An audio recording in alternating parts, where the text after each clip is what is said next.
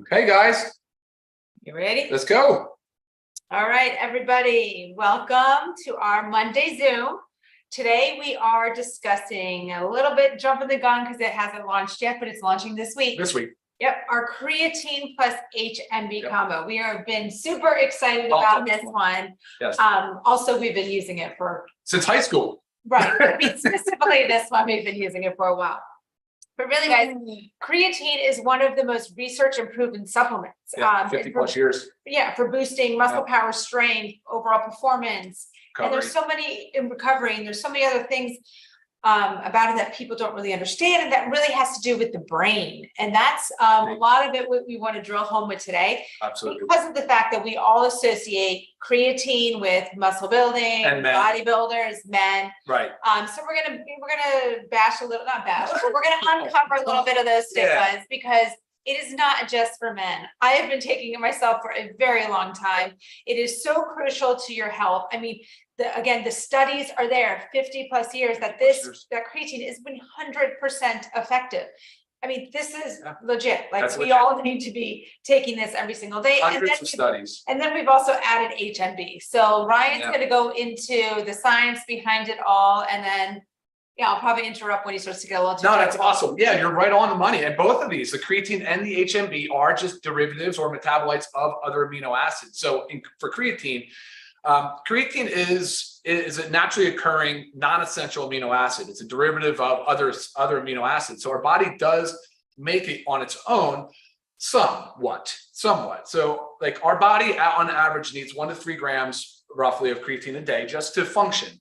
And so half of that comes from diet though, but dietary sources are somewhat limited. We can only find it in red meat, seafood, really those 2 main categories. So vegetarians, of course, don't get enough typically creatine. And then the rest of it the body can make on its own by breaking down tissues and freeing it up and making creatine. So by the liver and the kidneys. But yeah, and because of that though, creatine has played such an important role in our smooth muscle, so in our skeletal muscle and high energy demand centers like our brain and our heart. And so, but like Lisa said, 50 plus years, hundreds of studies, and there's 100% it works. And so why are not more people not taking it? Do you have a good answer to that? Right. I mean, I know a lot of people are, don't get me wrong. No, I really very popular in the bodybuilding, weightlifting. But I think outside of that, why they don't is just because of that stigma. We think like, oh, it's just for bodybuilding, it's just for men, and this whole thing of it causes you to gain weight, which we're also going to debunk that too. Yeah, totally. So listen to this real quick, and we'll talk about creatine first, then we'll talk about HMB. So if you think about creatine as a source of fuel, and it deposits in our tissue, so it's in our tissue. So an average person has about between 100 and 120 millimoles per kilogram, right? When you start supplementing with creatine, it can go as high as 160 millimoles per kilogram. And that's just the concentration in the tissue. So now you're talking about roughly a 30% plus increase in deposits, in stores of creatine. And that's a really important concept because people often think that like they need to take, and this is me, I feel kind of guilty for doing this, but I'll take it before a workout thinking it's fuel for my workout. That's actually not the truth. Right. Yeah, you can take it after. It's actually preferred to be taken after work. And we'll talk about that later on how to take. But so the benefits are though, not just for people, and Lisa wants to talk about this too, but not just for athletes. It is for everybody. It's for everybody because creatine being a major contributor of fuel for the cells and respiration, it's great for everything Lisa said. And now for brain health, I'm just so excited to have this product finally on the market for us. And a lot of it with brain health. So as with many things, unfortunately, things decline as we age. Oh, true. Things decline with also stressors. So if you think about like the creatine levels in our brain, even stressors of like lack of sleep, too much exercise, things like that can cause the depletion. So that's where the benefit of supplementing with creatine for the brain shows like increased cognitive function, improved memory. Yes. And then the extreme stressors, right? Injury, trauma. Good point. Stuff like that is the same thing that also decreases the creatine. And studies are proven to help benefit the brain in these individuals. Yeah, I love the point you just made though. For people that have injuries, creatine has been shown to be extremely beneficial in the recovery of these injuries. So, I mean, obviously as athletes, we all get injuries, but people just in general are always dealing with pain and musculoskeletal related injuries. So creatine is an awesome tool for that as well. Right. Awesome. So we've got we've got muscle, energy, brain, recovery. Yeah. And I mean, so let's talk about how the mechanism of actions, because we know, let's debunk actually what the stigma of, we think it maybe causes us to gain weight or water retention, put it that way. Because you think, that's what creatine does. It brings water into the body. Through osmosis. But it does. It's not like an increasing water weight. This is into the cells. Well, it is, but muscle cells. it is water weight. Actually, it's just into the skeletal muscle cell. Right. So we're not, it's not like we're pumping up fat cells or increasing the number of fat cells or anything like that. We're actually improving our body composition. If you ever hear us talk about how important body composition is, it's the most paramount thing you should be thinking about when you're working on your food, your nutrition, your exercise, and all of that. Right. And like speaking female specifically, we also hear a lot, I'm sure, and you think this too, but if you lift weights, sorry, our dog is having dreams. Yes, if you can hear him whimpering, that's a dream. Okay, so strength training can Depper. Good. Okay, strength training can cause us to bulk up. That's what we think. Okay, that is not true. Okay, it helps your body composition, as Ryan was just saying. And if the more muscle we have, the more we burn fat, the higher our metabolism. Correct. And this kind of goes with the same thing. It is literally allowing us, it's helping us to build muscle, to be more functional at what we're doing. Therefore, our body composition is changing, right? Our muscle mass is going up and our fat mass is going down. That's why we love to focus on the lean body mass. That's the goal here. So you just have to switch your mentality when you're thinking about it. Like, trust me, I'm not going to take anything that is going to cause me to feel like fluffy and put on weight and bloated. Yeah, absolutely. That's not my goal. I don't think that's anybody's goal. So just wanting you to know, again, this is not just for men. This is for across the board. And there's so many proven benefits of creatine and females. I mean, I'm telling you, you could, I hate saying Google it because you get too much nonsense in there, but I mean, like reliable, legit studies. And if you need help finding some of those, maybe we can weed them out and use the sources that we use, but so many health benefits. And then I don't know if you want to talk about it now, HMB. Well, hold on. I wanted to highlight just a study, 12-week double blind. So there was a 12-week double blind placebo-controlled study, which is like the gold standard when you're talking about trials and studies, right? So in adults with sarcopenia, which we've talked about before, it's sort of that skinny fat syndrome where people have a lack of muscle mass, but they don't really look like they're morbidly obese.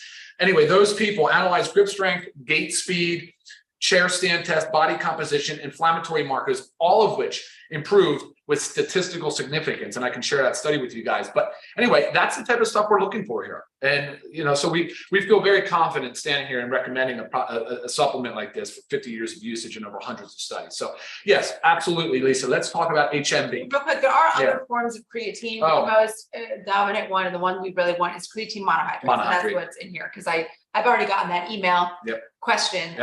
So just if monohydrate, it's the most well-studied, and honestly, it's the most affordable. So that's another, good thing. All right, guys, HMB. HMB is also another derivative of an amino acid. It is derived from leucine. Now, if you recognize leucine, you'll recognize it as one of the branched chain amino acids. It is an essential amino acid, and we preach about it because it's so important in muscle protein synthesis. And so when leucine breaks down, it makes HMB. That is what's helping the body, A, go into muscle protein synthesis, so help us build lean skeletal muscle.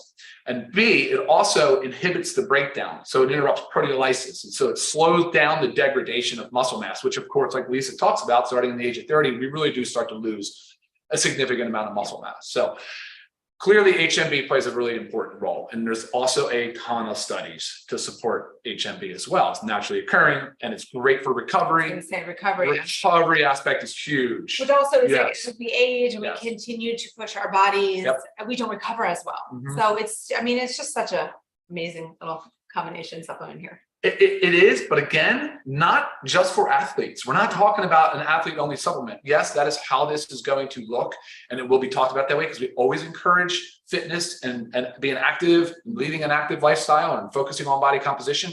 But this is for also, there was a study, here we go again, with sedentary adults on HMB with vitamin D3, I think, and showed tremendous benefit in muscle protein. Right. It helps prevent muscle wasting. Yes. That's the bottom line. Yes. As we age, our muscle wastes away. This helps prevent that. Like, again, all this is about like prevention of things that happen to us when we age, really. So we want to get on top of it. Yep. So actually, I wanted to comment. I made a note because I thought it was cool. I know a lot of the science geeks out there enjoy reading and understanding more about the mTOR pathway. So HMB actually does have a direct increase in myofibrillar protein synthesis via the mTOR pathway. So for you guys out there that like that, you can look more into that as well. So okay. Yeah, very cool studies. Ooh. Do we know what we're selling for? No, we're not. We don't actually.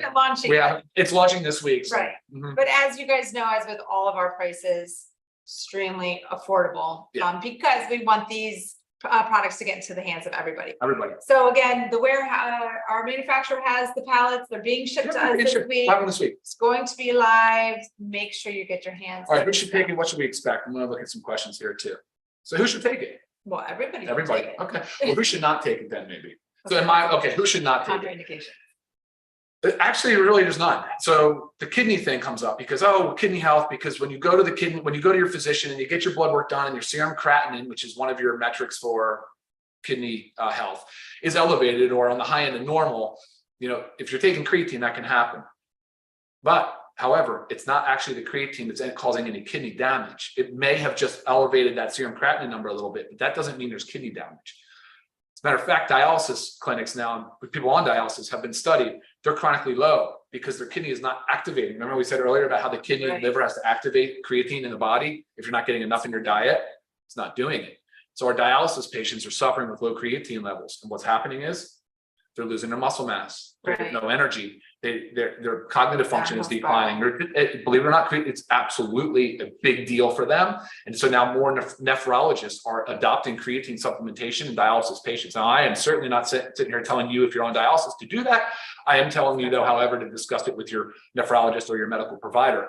But it has been debunked that this causes kidney disease. As a matter of fact, there are 2 associations here, at least 2. I know there's more, and I'll read those to you as soon as I can find it. But the American College of Sports Medicine, and which you're familiar with, Lisa, you remember that, and Academy of Nutrition and Dietetics, they do not consider renal function a concern for use.